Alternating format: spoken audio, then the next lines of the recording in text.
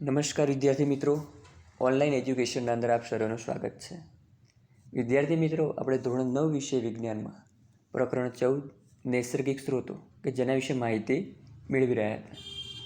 તો વિદ્યાર્થી મિત્રો, આપણે ચેપ્ટરના અંદર જે નૈસર્ગિક સ્ત્રોત જે છે કે જેના અંદર આપણે જૈવ રાસાયણિક ચક્રો વિશે માહિતી મેળવી રહ્યા હતા. અને જે જૈવ રાસાયણિક ચક્રો જે છે કે જેના અંદર કે જે આપણું નિવસન તંત્ર છે કે જેના અંદર સજીવ અને નિર્જીવ વચ્ચે વિવિધ દ્રવ્યોની જે આપ-લે થાય છે અને જેને આપણે જૈવ રાસાયણિક ચક્ર કહી રહ્યા હતા. અને જેના અંદર આપણે જલચક્ર વિશે માહિતી મેળવી હતી. હવે વિદ્યાર્થી મિત્રો, એના અંદર આપણે આગળનું જે નવો અભ્યાસનો ટોપિક જે છે એ છે નાઇટ્રોજન ચક્ર, જેને ઇંગ્લિશમાં નાઇટ્રોજન સાયકલ પણ કહેવામાં આવે છે કે અને બીજું એનું નામ છે N2 સાયકલ અથવા તો કે N2 ચક્ર પણ કહેવામાં આવે છે કે. તો હવે આપણું જે નિવસન તંત્ર જે છે કે એના અંદર જોવા મળતું જે સૌથી અગત્યનું જો પોષણ ચક્ર હોય તો એ કયું છે? નાઇટ્રોજન ચક્ર છે કે નાઇટ્રોજન એ સૌથી અગત્યનું છે કે નાઇટ્રોજન ચક્ર. તો હવે સજીવ માટે ઉપયોગી છે તો આપણે વાતાવરણમાં તો જોયું છે કે નાઇટ્રોજન, ઓક્સિજન, કાર્બન ડાયોક્સાઇડ વગેરે જુદા જુદા વાયુ રહેલા છે. ઓક્સિજન છે 21% છે, નાઇટ્રોજન 78% છે કે જેમાં ઓક્સિજન આપણે જોઈએ છે કે સજીવો માટે જરૂરી છે કે જે શ્વાસોશ્વાસ મારફતે એને ઉપયોગમાં લે છે કે. પરંતુ નાઇટ્રોજન કેવી રીતે ઉપયોગી છે? તો કે સજીવો માટે નાઇટ્રોજન ખૂબ જ ઉપયોગી છે અને ઘણા બધા અણુઓના ઘટક તરીકે છે કે. હવે એ કયા ઘટકો છે કે જેના અંદર આપણે નાઇટ્રોજનનો ઉપયોગ થાય છે? તો કે એના અંદર આપણે જોવા જઈએ તો કે પ્રોટીન છે. પ્રોટીન મીન્સ કે જે આપણો જે પ્રોટીનનો જે બંધારણીય એકમ જે છે કે એને આપણે કહીશું એમિનો એસિડ. તેના અંદર એટલે કે પ્રોટીનના બંધારણીય ઘટક એમિનો એસિડમાં ન્યુક્લિક એસિડ, DNA અને RNA તેમજ કેટલાક વિટામિન્સ કે વગેરેના અંદર આપણે નાઇટ્રોજનની હાજરી હોય છે કે. તથા નાઇટ્રોજન બીજા અન્ય જૈવિક અણુઓના બંધારણીય ઘટક તરીકે પણ જોવા મળે છે કે. અને જે બીજા બંધારણીય જૈવિક અણુઓ છે એ કયા કયા છે? તો કે આલ્કેલોઇડ્સ અને યુરિયા. કયા છે? આલ્કેલોઇડ્સ અને યુરિયા જે છે કે જેમના જૈવિક અણુઓના બંધારણમાં પણ નાઇટ્રોજન જોવા મળે છે કે. અને યુરિયા તો આપણને ખબર છે ખાતર જે છે કે જેના અંદર પણ આપણને નાઇટ્રોજન જોવા મળે છે કે. તો કે આ રીતે આપણે નાઇટ્રોજન જે છે એના અગત્યના સંયોજનો જે છે આલ્કેલોઇડ્સ અને યુરિયામાં પણ બંધારણીય ઘટક તરીકે શું હોય છે? નાઇટ્રોજન હોય છે કે. હવે નાઇટ્રોજન જે છે એનો આપણે સીધો ઉપયોગ કરી શકતા નથી કે જેમ આપણે ઓક્સિજનનો ઉપયોગ કરીએ છીએ શ્વાસના અંદર સીધો વાતાવરણ મારફતે, એવી રીતે આપણે વાતાવરણમાંથી સીધો મુક્ત રીતે જે નાઇટ્રોજન છે એનો સીધો ઉપયોગ કરી શકતા નથી કે. એ નાઇટ્રોજન જે છે એનું સ્થાપન કરવું પડે છે, એનું જુદા જુદા ક્ષારોમાં રૂપાંતર કરવું પડે છે અને ત્યારબાદ આ સજીવો એનો ઉપયોગ કરી શકે છે કે. એટલે કે જે નાઇટ્રોજન છે એ નાઇટ્રોજનનો સીધો ઉપયોગ કરી શકતા નથી, પણ શું કરવામાં આવે છે તો કે વાતાવરણમાં રહેલો જે નાઇટ્રોજન છે એનું એના ક્ષારોમાં રૂપાંતર કરવામાં આવે છે અને ત્યારબાદ એનો ઉપયોગ કરવામાં આવે છે. તો હવે જે નાઇટ્રોજન છે નાઇટ્રોજનનું એના ક્ષારોમાં જે રૂપાંતર થવાની જે ક્રિયા જે છે એને શું કહેવામાં આવે છે? નાઇટ્રોજનનું સ્થાપન કહેવામાં આવે છે કે. તો હવે આ જે નાઇટ્રોજનનું સ્થાપન જે છે એ આપણે બે રીતે જોઈ શકીએ છીએ. પહેલું છે કે જે નાઇટ્રોજન જે છે એ નાઇટ્રોજનનું સ્થાપન ઘણા બધા એટલે કે બધા જ સજીવોના દ્વારા વાતાવરણમાં આવેલા નાઇટ્રોજન જે છે પ્રત્યક્ષ ઉપયોગથી જીવન સરળ થઈ જાય, પરંતુ કેટલાક પ્રકારના બેક્ટેરિયા, બીજા સજીવો નિષ્ક્રિય નાઇટ્રોજન પરમાણુ નાઇટ્રેટ્સ અને નાઇટ્રાઇટ્સ જેવા બીજા આવશ્યક અણુઓમાં પરિવર્તન કરવામાં સક્ષમ નથી કે.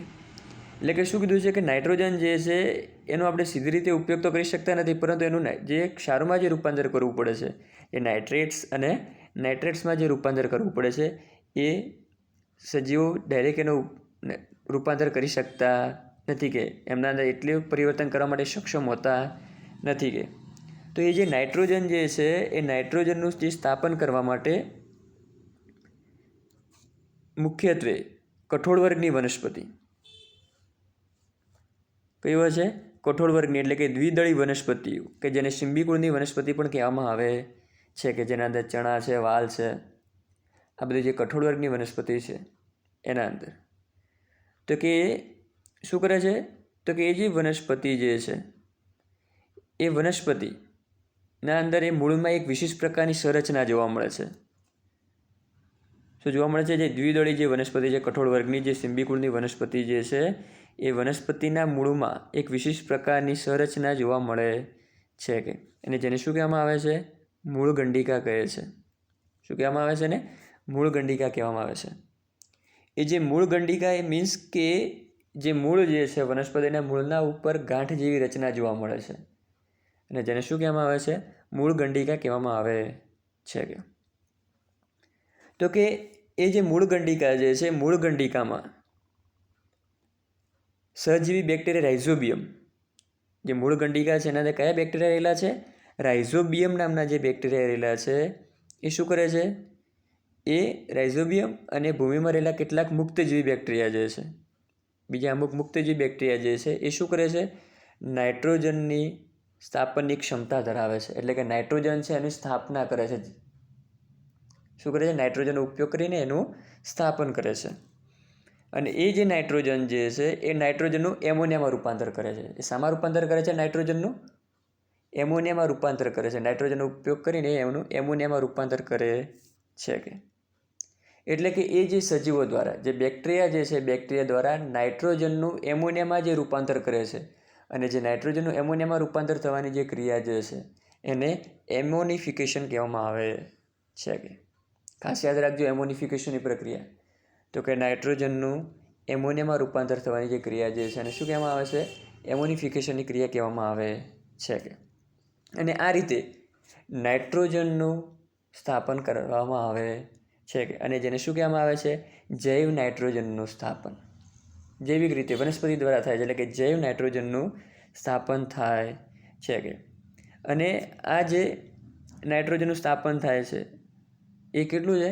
સૌથી વધુ પ્રમાણમાં જો નાઇટ્રોજનનું સ્થાપન જો આપણે સજીવો માટે ઉપયોગી જે નાઇટ્રોજન છે એ નાઇટ્રોજન આપણે સૌથી વધુ ઉપયોગ કરતા તો આ રીતે ઉપયોગ કરીએ છીએ કે.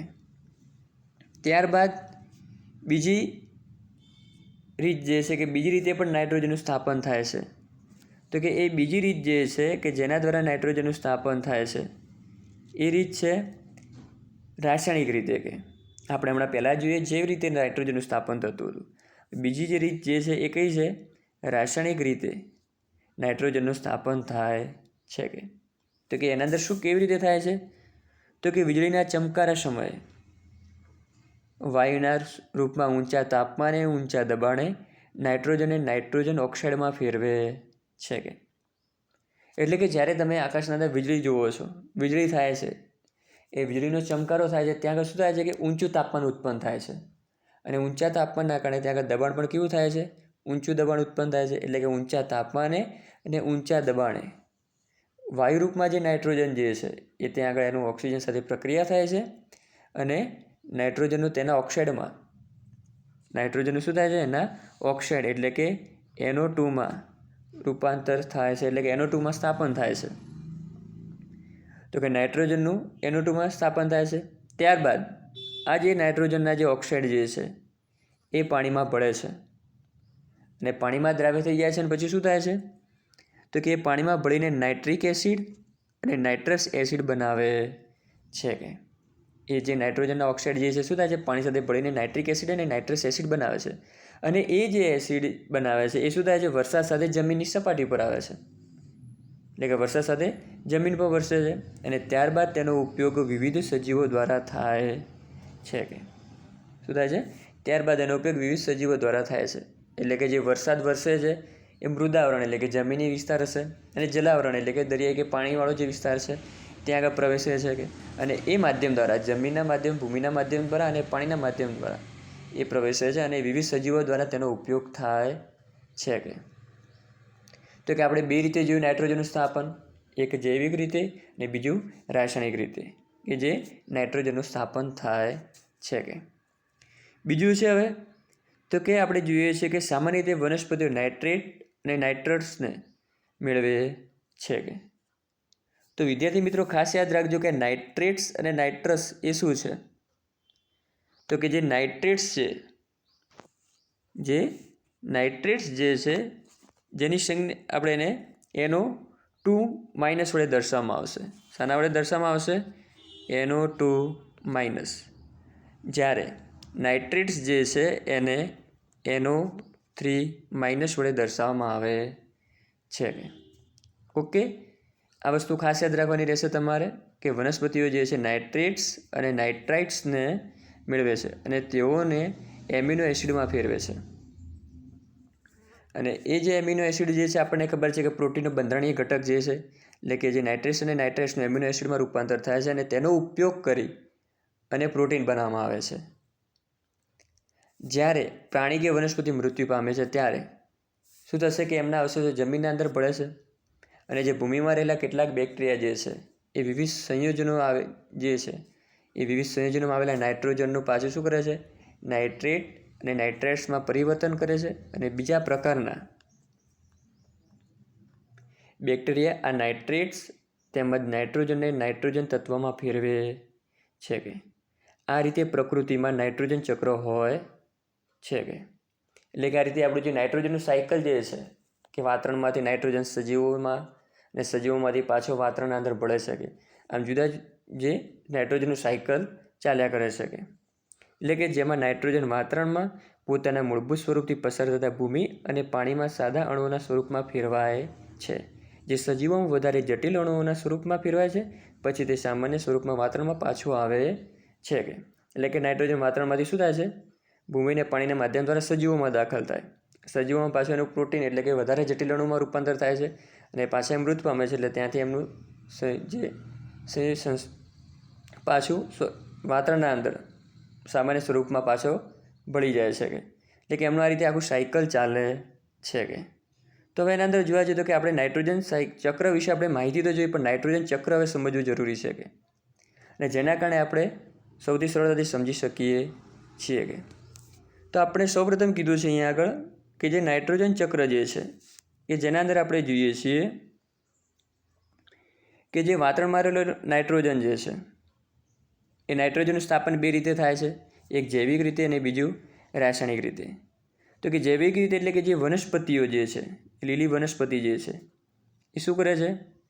તો કે જે નાઇટ્રેટ અને નાઇટ્રસ જે છે એનો ઉપયોગ કરે છે અને જેમ પ્રોટીન સ્વરૂપે એમનો ખોરાક બનાવે છે. એ જે વનસ્પતિ જે છે એ વનસ્પતિ જે નાઇટ્રેટ્સ અને નાઇટ્રસ જે મેળવે છે એનું શાના અંદર રૂપાંતર કરે છે? તો કે એમોનિયામાં રૂપાંતર કરે છે. શામાં રૂપાંતર કરે છે? એમોનિયામાં.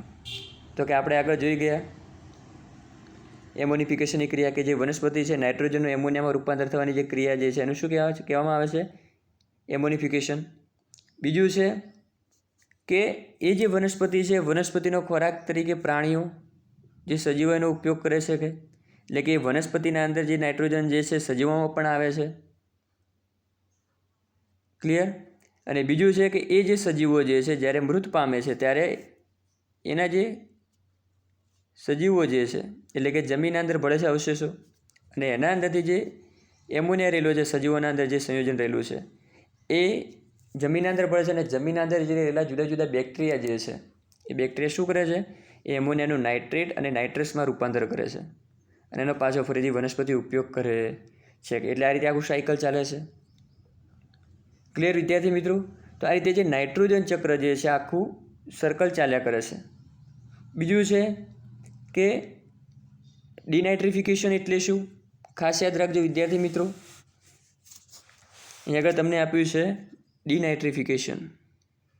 તો ડિનાઇટ્રિફિકેશન એટલે શું? તો કે ડિનાઇટ્રિફિકેશન એટલે કે જ્યારે આ એમોનિયા જે છે એના એમોનિયા છે એ એમોનિયાનું બેક્ટેરિયા દ્વારા શું થાય છે? નાઇટ્રેટ્સ અને નાઇટ્રસમાં રૂપાંતર થાય છે. કે હવે એ જે નાઇટ્રેટ અને નાઇટ્રાઇટ્સ જે છે એમનું કેટલાક બેક્ટેરિયા જેવા કે સ્યુડોમોનાસ જે બેક્ટેરિયા જે છે એ નાઇટ્રેટ્સ અને નાઇટ્રાઇટ્સનું પાછું શું કરે છે? નાઇટ્રોજનમાં રૂપાંતર કરે છે અને નાઇટ્રોજન પુનઃ વાતાવરણમાં ભળે છે. કે અને જેને શું કહેવામાં આવે છે? ડિનાઇટ્રિફિકેશન કહેવામાં આવે છે. કે ક્લિયર? અને નાઇટ્રિફિકેશન એટલે શું કે જે આપણે આગળ જોઈ ગયા. નાઇટ્રિફિકેશન એટલે શું? જે આપણે આગળ જોઈ ગયા છીએ કે એમોનિયાનું નાઇટ્રીકરણ એટલે કે નાઇટ્રાઇટ અને નાઇટ્રેટમાં રૂપાંતર થવાની ક્રિયાને શું કહેતા હતા આપણે? નાઇટ્રિફિકેશન કહેતા હતા. ક્લિયર? તો વિદ્યાર્થી મિત્રો, આ રીતે આપણે જો પરીક્ષાની અંદર આપણને જો આ પ્રશ્ન પૂછાય તો આપણે નાઇટ્રોજન ચક્ર દોરવું જરૂરી છે, અને જેના આધારે આપણે આખો પ્રશ્ન સમજી શકીએ છીએ. ઓકે વિદ્યાર્થી મિત્રો, તો અહીંયા આગળ આપણે જે નાઇટ્રોજન ચક્ર જે છે પ્રશ્ન પૂર્ણ થાય છે, અને જે પરીક્ષાની અંદર આપણે પૂછવા માટે કેવો છે, મોસ્ટ આઈએમપી પ્રશ્ન છે કે. ઓકે વિદ્યાર્થી મિત્રો, થેન્ક યુ.